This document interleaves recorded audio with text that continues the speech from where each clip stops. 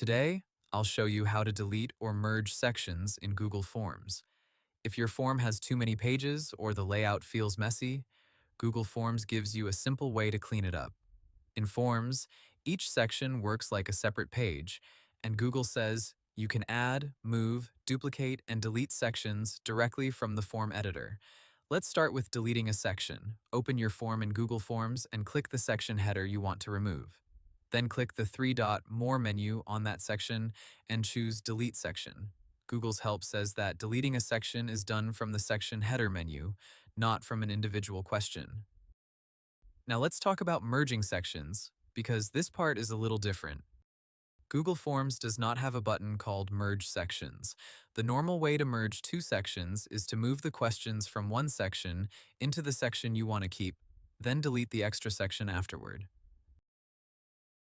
Google's setup guidance says you can move questions into a section by dragging them, and you can also reorder sections from the section menu. So the practical workflow is this. First, drag the questions out of the section you want to remove and place them into the section you want to keep. After all the questions are together in one section, click the extra section header, open the three-dot menu, and delete that now empty section. That is the closest thing Google Forms has to merging sections. There's one more thing to check if your form uses branching or conditional logic. Google says section routing can send people to different sections based on answers, and each section can also point to the next destination at the bottom.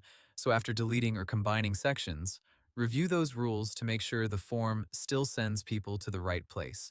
If you delete the wrong section by mistake, Google says you can use undo at the top right of the form to reverse a recent change. That can save you a lot of time if a section disappears by accident. And that's how to delete or merge sections in Google Forms. Hope the tutorial was helpful. Subscribe to my channel and see you in the next video.